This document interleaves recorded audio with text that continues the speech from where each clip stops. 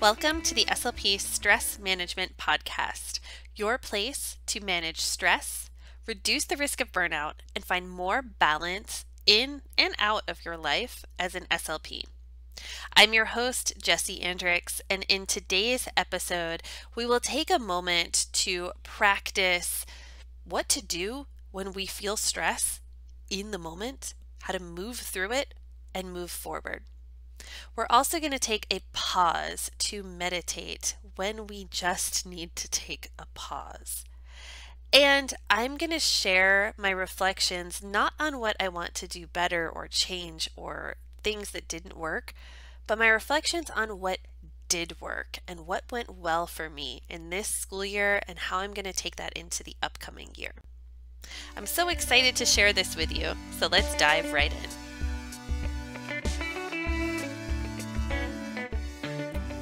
Welcome to your wellness tip for this week. So this is one I shared over on Instagram for the end of the school year, but it's really one that can help you whenever you're feeling stressed. And so beginning of the school year is also one of those times where the stress can just hit you. And this is a two-parter. It gives you something to do in the moment of stress to help you feel better and move through it, but also something to do to move forward. So the first part is a breathing exercise. It's called, sometimes in yoga you'll hear it called Durga breathing or 3-part breath, but it helps you to feel the breath in your body and get it steady. So bring your hands to your rib cage, or one hand on your belly, one hand on your chest. I find rib cage is a really great place to feel this. And take a breath in, down into the belly, rib cage, chest. So fill from the bottom up and feel how it expands as you breathe in. And then breathe out, chest, rib cage, belly, feeling them empty out. Take another breath in, fill up, belly, rib cage, chest. And exhale, empty out, chest, rib cage, belly. Take one more big breath in, filling up. And exhale. You could take a few more if you need to, and just feel that expansion and compression as you breathe in and breathe out, which allows you to kind of reset, to grow calm from the body up into the brain. And now after this, take a moment to list 3 things that are working well for you.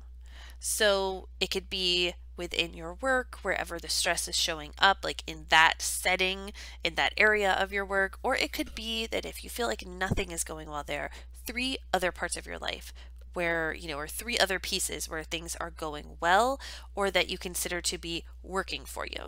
So you may be struggling with, your schedule and getting, your caseload and all of that settled, but you've got some great therapy ideas. Your room is amazing and you feel that you work with a supportive team. So that type of thing.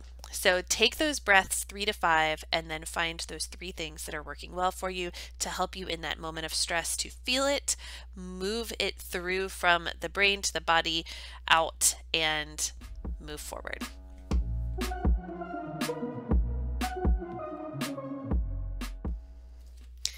Let's take a moment to meditate. Find yourself wherever you are, really, for this one. So if you are listening to this and you're at work, you're at your desk, you're just walking somewhere, wherever you can, find a place that you can pause.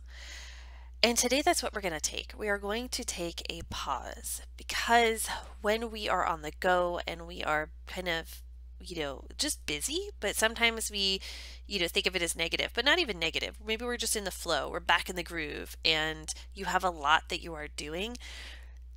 Sometimes that go, even when it's coming from a good place, can just start to wear you down, right? It can wear out your energy. So taking a pause to check in, to breathe, and to move on. So wherever you're at, seated, standing, just take a pause. Feel your feet connect down, or if you're sitting cross-legged, feel your bum connect down into your seat. If you're standing, just press down into your feet. Bring your hands maybe onto your lap or down by your sides. Close your eyes if you can for a moment. Bring the focus within. And take a deep breath in through your nose. And exhale back out through the nose. And another breath in.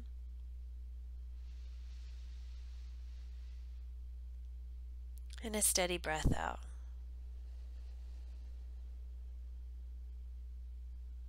And another breath in, maybe letting the breath get a little longer.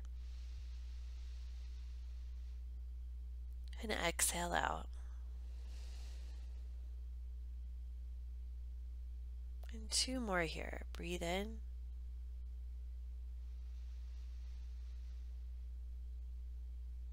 And breathe out. One more, just breathe in. Breathe out. And allow your breathing pattern to just shift to its own rhythm.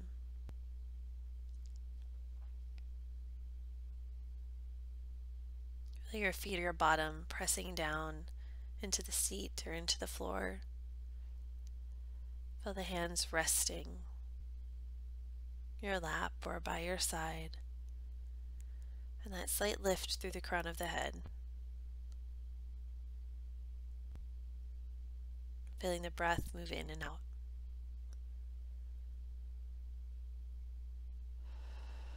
Know that just that tiniest pause can make all the difference. When you're ready, start to blink your eyes open and move forward with your day. Thank you so much for joining in this meditation practice today.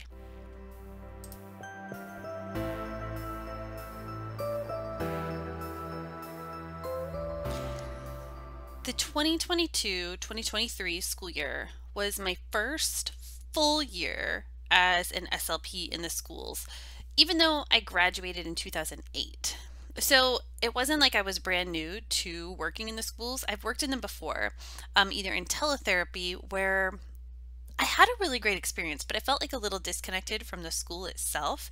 I worked with virtual schools, and so even though sometimes I would have interactions with the teachers, like I wasn't a case manager, even when it was speech only, I was more connected with the families than with the actual school. And then when I worked in brick and mortar, I was just covering portions of school years. So I started halfway through a school year, and then I left halfway through the next school year, and I was in different places each time. So in both of these, I actually did feel a lot of stress, even in teletherapy, and it just didn't really feel connected in the way that I did this year. So that's not to say this year was perfect, because it wasn't. I learned a lot. I made mistakes, and I have some things I want to tweak and shift moving forward. So I've spent some time reflecting on these and on how to take it into the year ahead. And you can tune in to some of the previous podcast episodes where I kind of discuss some of the mistakes I made, some things I learned, and kind of some reflections. But I don't want the focus to always be on what I can shift or change or do better with, or what you could shift or change or do better with, because it is also amazing to reflect on what you learned and how you can grow from it, but also pretty darn amazing to stop and notice your strengths, what you did well, and what totally flippin' worked for you. So in truth, there's a lot that I liked and that I want to keep doing. So my reflections of this year are that a lot of things actually did go kind of well for me. There were things that I really enjoyed and that I felt like actually worked. It's not something we hear ourselves say, right? Very often. So I had a great place to work, one that welcomed helping people to thrive and to grow, and was just a very positive place to be. I also had students who were happy about being in speech. They wanted to come to speech. And even the ones that sometimes didn't want to, they knew that it was okay to share about that and to talk about it, and we could work through it together. And mostly it was thought of as a fun place, but also a safe place to be. And I enjoyed being there each day, which again is not something that we hear much or talk about. So that's not to say that like sometimes I wouldn't rather be, chilling at home, but I wasn't dreading it or searching for any possible way to be anywhere but there, which is pretty new for me. And that's a big shift from my last two times working in the schools, both in person and in teletherapy. Um, last time I worked in the school's brick and mortar, like I spent a lot of time looking for other jobs when I had downtime. Um, when I look back, it was the things that worked for me that helped me want to be there and to feel less stress and less overwhelmed. Again, it's not like there was no stress and no overwhelm, but there wasn't that sense of dread. So here are 5 things that worked for me as a school SLP, or a few things that worked for me as a school SLP, and things that went well. So the things that made a big difference and that I want to keep on doing. So one thing is that I ditched tables and plopped down on the floor. So I will say I had a beautiful room and have a beautiful room. Um, and I have the luxury of having space, which not everyone can do. But because of that, I had some different kind of areas and stations. So I had when I first took over the room, there were tables everywhere. I took out most of them. I have my desk, and then I have like a few stations. So I had one that was like the horseshoe table, like our therapy tables, the horseshoe shaped one that you sit behind and then your group sits in front of. And for those, I actually had a few seats, and they were actually wobble seats. So that was a little bit different. And then there was another table that was a square table, and it just had 4 seats around it. I also had a rug in the middle of my room with a few throw pillows and like this little shag circle rug. And this is where the majority of the sessions were held. So not in the seats at the table, not even in the wobble seats, although sometimes we would pull those over to the rug if a student just wanted to use them, or from time to time, like if there was a game where it was just easier to be up a little higher, but we still wanted to be in the middle of the room. The students were allowed to like sit or lay down while they were playing games and doing the work, as long as it didn't distract them from participating more than it helped them. So I had 1 or 2 groups who, honestly preferred sitting at the table, and, we would say, where would you like to sit? And they would say, we'd like to sit at the table. So we would do it. It wasn't like you had to sit on the floor. But when we could, we would sit on the floor. We could kick off our shoes if we wanted. We could just kind of ease into the space and, wiggle around if they needed to, whatever it was. And then I did use the horseshoe table for evals. But not really very many of my sessions. And so that was something that really worked and that I want to keep doing. I really liked having that space where we could just like sit down, bring our game to the floor, and have as much space as we needed around us.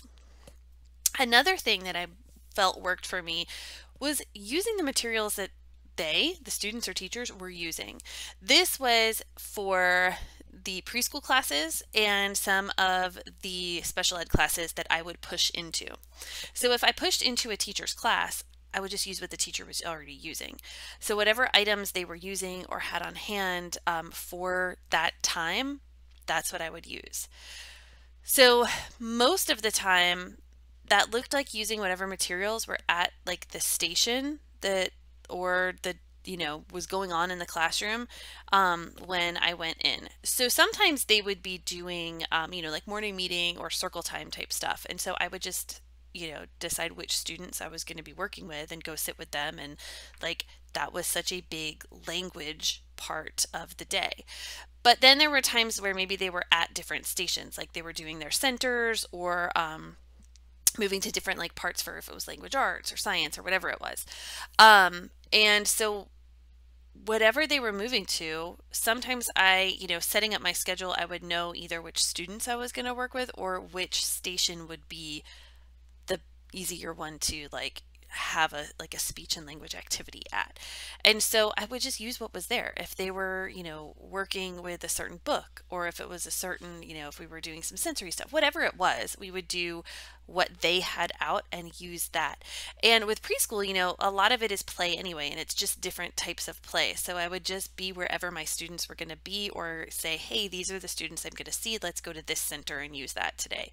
And it just made it easier. I didn't have to carry my own materials. I didn't have to worry about like, do I have anything for us to use today?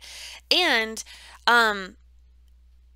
it went along with what they were doing because it was what they were doing, right? So it was like not just that, oh, this can help with what you're doing in the class, but it was what they were doing in the class. And so it wasn't ideal. It wasn't perfect. Sometimes it was a lot harder than other times, but it was like realistic and it worked. Another thing that I really liked was to use word lists with the games instead of flashcards. I do love flashcards. So I really do. I love flashcards. I don't know a school speech therapist that doesn't love flashcards, you know, or that doesn't at least like have them and use them. And so the school I'm at has a ton. But they, most of them are not in my speech room. And sometimes I just didn't want to use them, you know? So while yes, they are great, it was also pretty fun to have the students help me to come up with the target words to work on and just have a word list that we wrote down together. And we would use a whiteboard and just write them down on that, and those would be the words for the activity. So they would know what was coming up, and we would use that, you know, for it. And it helped them to feel more excited about using the words. And then we would, you know, we'd be like, oh, these are the words, you know, these are the ones for you today. This is what we're going to do. Like, oh, this is this really fun one sometimes that would come up with. And for one, we would use it sometimes as the main part of the activity. You know, maybe it was like we were, you know, going to play a game where we were using the words, but sometimes it was where we were going to drill through them, right? Or, you know, use them in a specific way and then do a fun game that wasn't exactly related. But either way, it was like using the flashcards that you would flip before each person's turn, but having a word list instead that they helped create. And again, I worked with older students for this part. I also didn't have to go hunt down a pack of flashcards that had the exact sound that I needed for that day and make it work, because we could just make the list of words ourselves. Another thing was having that community and connection. So I've mentioned this before in one of the previous episodes that connection made such a difference. It was how I connected with coworkers, but also with my students. So, and this is not like, oh, I was so good at this and I just did everything so great. Just I made sure to somehow connect with my students, to, you know, smile at them in the hallway, give them high fives if they were high five type of kids. Like some students, if they, you know, I had windows, like around my door. So if they were walking down the hall and saw that I was in there, they could wave and I would wave. Or if they wanted to come in and say hi, like that was okay. And, but like another thing is that I didn't have them have the expectation that I expected them to be perfect or that I was going to fix them. That it was more about like being able to make mistakes and to learn and to grow and having that kind of mindset. So we had these like foundations. I didn't want to call it rules. We had foundations for the speech room kind of listed like in a poster on the wall that I made. And it was things like, you know, we have a good time. We respect ourselves. We respect others. We make mistakes. We learn. We grow. Just kind of some positive mantras to have. And would refer to it if we needed. You know, if there was a day where somebody really was not being very respectful, we would say, hey, remember in our speech room, we're respectful of others and it's okay to make mistakes. And really everyone is different in here, but it was kind of just this vibe that like, they were part of team speech. And if they came to my room and if I went to their room, I was part of their team. And so that is something I want to continue to work with. The other thing was that I had mindfulness mixed in with my way of doing speech therapy. So, and I think this worked really well, but it's not necessarily what you might think or what somebody might, maybe not you, but like someone might think of when you hear mindfulness in speech therapy. I absolutely did not do like a straight up yoga class or a meditation or like some like, deep breathing type of thing for the speech session. There was not a single yoga pose that we did, although I do have a game that we could use if it was appropriate, right? It was not taking yoga class and then twisting that into becoming a speech class. It was more like infusing some of the principles of mindfulness into the classroom and the activities, like having them have like a more mindful awareness, which is exactly what mindfulness in your speech room, the course that is coming out soon, is all about. So I would use some tools, something like deep breathing sometimes if needed, especially on days where I noticed that like attention or focus was not there, or the students were like really like energetic to where they were losing control. We would, let's say, okay, let's do this like breathing or something, just pause for a moment. And we kind of looked at it as that. Let's pause to regain our focus on what we're doing here. I also would have, like an area in my room if someone was feeling overwhelmed from speech or before they came to speech. If there was just something overwhelming that day and they needed to pause before they joined in, like they could go pause. Or if somebody needed like a fidget or a sensory item, they could go grab those things. And,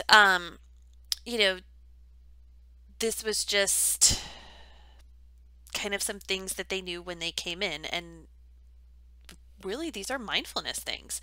And then again, we referenced the foundations and the mottos that are based around like that growth mindset. So these I felt worked really well to just create the atmosphere of the class, and I'm really excited to bring even more of this into my room in the upcoming school year.